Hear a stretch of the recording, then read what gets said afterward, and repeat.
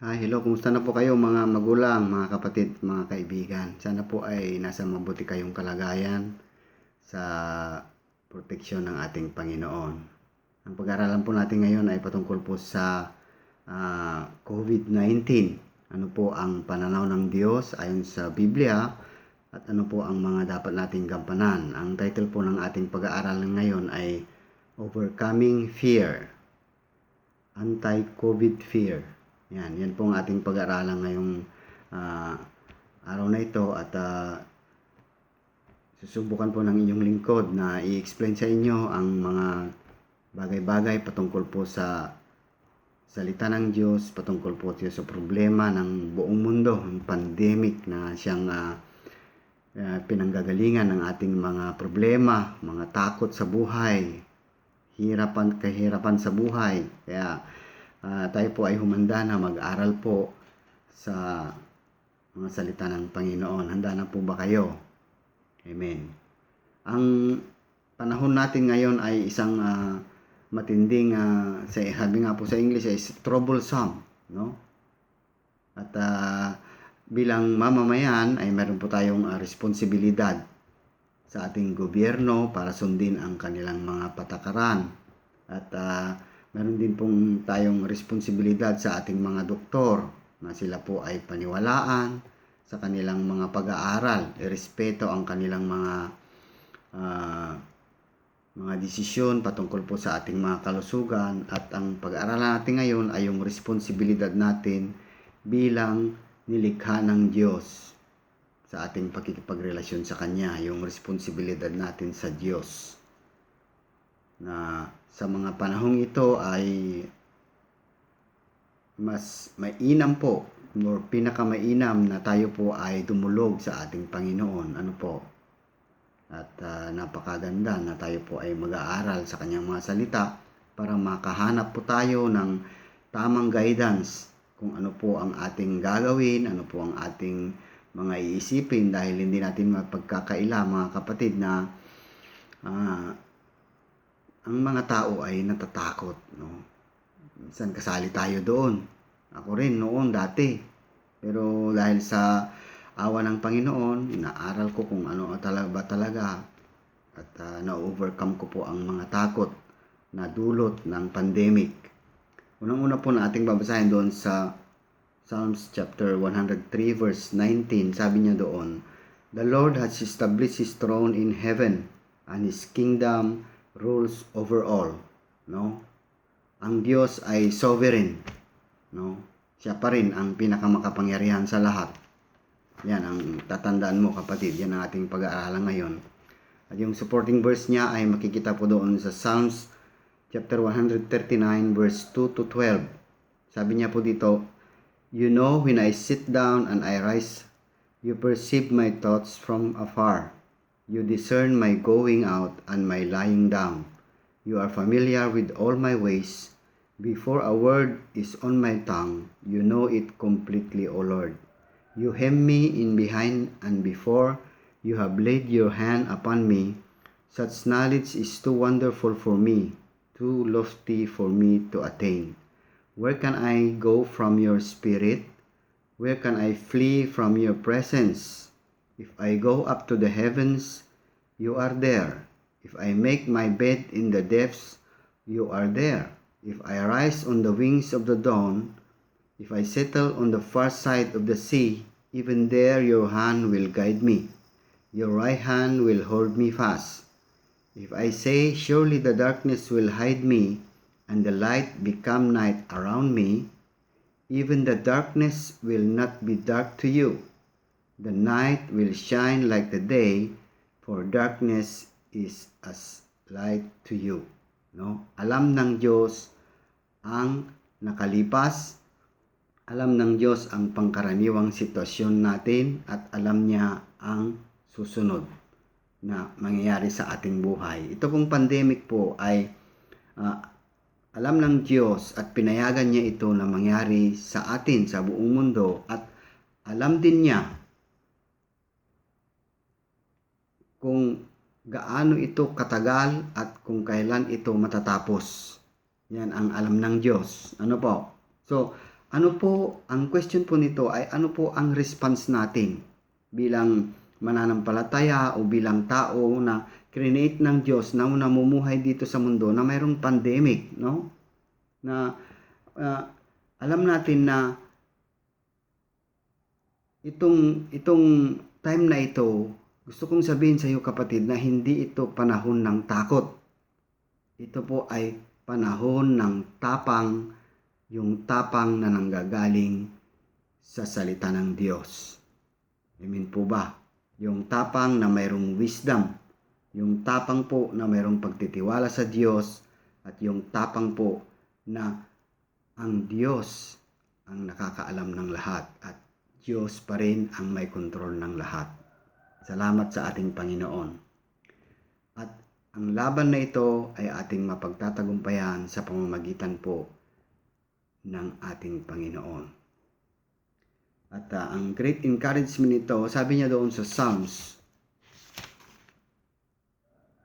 chapter 23, sabi niya dito, verse 4, even though I walk through the valley of the shadow of death, I will fear no evil. For you are with me, your rod and your staff will comfort me. Yan po yung mga salita ng Panginoon na ipinapangako niya sa bawat taong mananampalataya sa Kanya at magtitiwala sa gitna ng kahit anumang uri ng pagsubok. Bago po mag-pandemic ay may mga pagsubok na po tayo.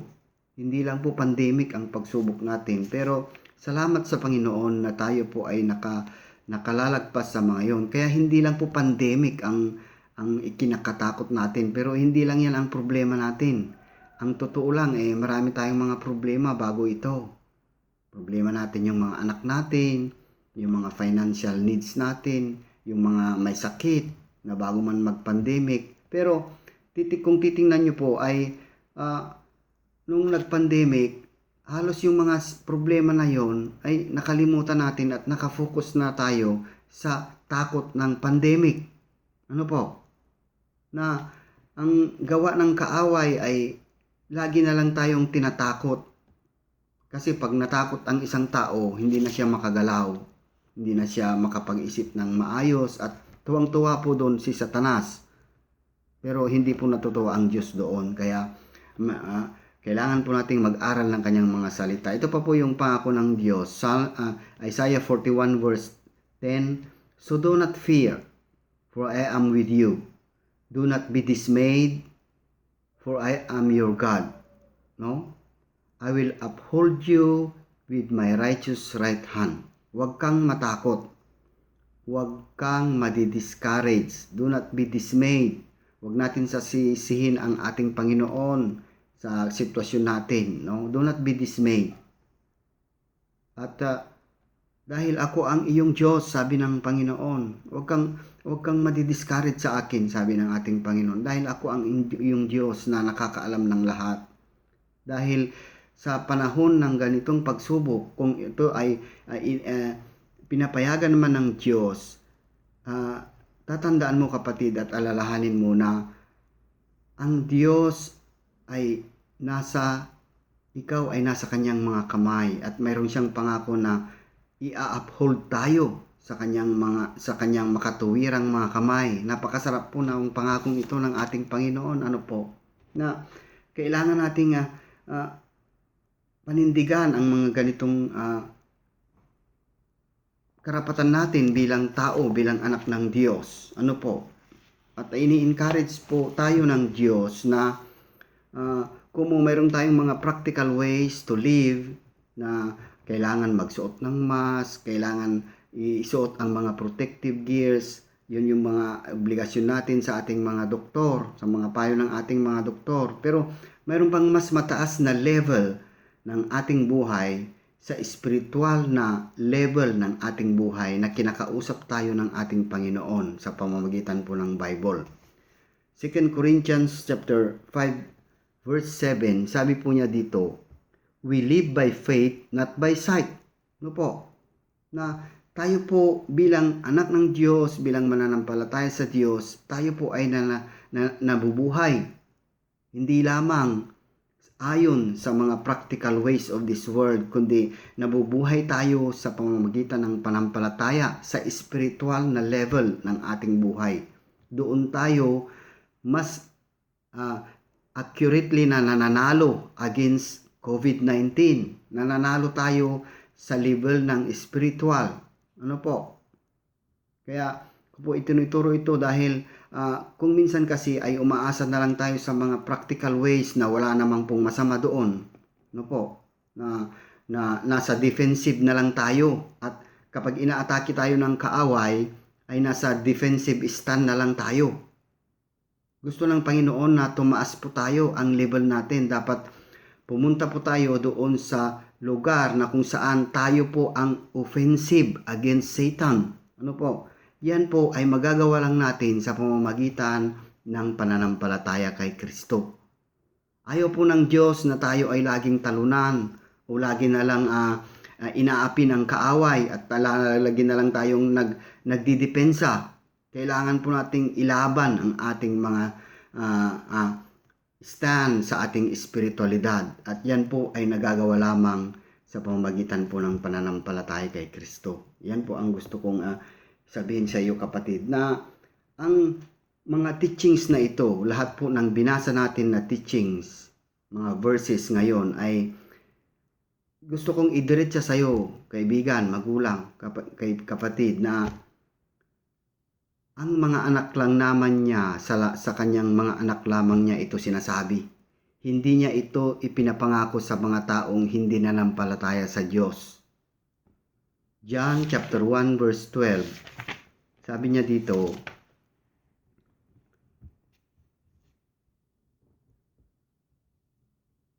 "Yet to all who receive Him, those who believe in His name, He gave the right to become children of God." Ang magtatamasa lang po ng kanyang mga promise ay ang kanyang mga anak.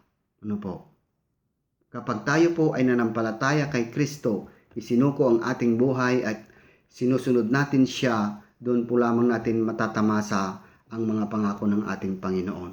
Ang mga hindi po nanampalataya, magiging kawawa lang po sila at kinakawawa lang ni Satanas. Kaya kapatid, hindi po aksidente na marinig mo, mapanood mo ang video na ito. Mayroong mensahe ang Diyos para sa iyo. Kung hindi mo pa siya tinatanggap, hindi mo pa sinusuko ang iyong buhay kay Kristo bilang Panginoon mo at tagapagligtas, hindi mo pa pinagsisisi ang iyong mga kasalanan, hindi po para sa iyo ang pangako na ito. Kaya ang pinakamainam na iyong gagawin, kapatid, ngayon ay manampalataya kay Kristo, magsisi sa iyong buhay, gawin siyang hari ng iyong buhay ngayon, at siya ang Diyos mo na susundin mula ngayon at magpakailanman. Kapatid, inaanyayahan kitang tanggapin si Jesucristo bilang tagapagligtas, pagsisihan ang iyong kasalanan, at mula ngayon ay mag-umpisa kang maging anak ng Diyos sa pamamagitan ni Kristo Jesus. Sundan mo ako sa maiksing panalangin ng pagtanggap kay Kristo. Panginoong Jesus, inaamin ko po na ako po ay makasalanan. Hinihingi ko po ang aking mga kasalanan ng kapatawaran mula po nung ako'y bata pa hanggang ngayon, at ang mga magagawa po ka pong kasalanan, patawad po, Panginoon. Tinatanggap kita, Panginoong Jesucristo, bilang tagapagligtas. Baguhin mo po ang aking buhay. Burahin mo po ang aking pangalan sa listahan sa impyerno at isulat mo po, Panginoon, ang aking pangalan sa aklat ng buhay na walang hanggan sa piling ninyo. Mula ngayon, kayo po ang aking Diyos na aking aasahan. Kayo po ang aking susundin lamang sa pangalan ni Jesus. Ito po ang aking dalangin. Amen. Congratulations, kapatid, at sana po ay hindi po kayo magsasawa na makinig ng ating mga tinuturo, at patuloy ko po kayong paglilingkuran at ang ating Panginoon sa Espiritu at katotohanan. Salamat po.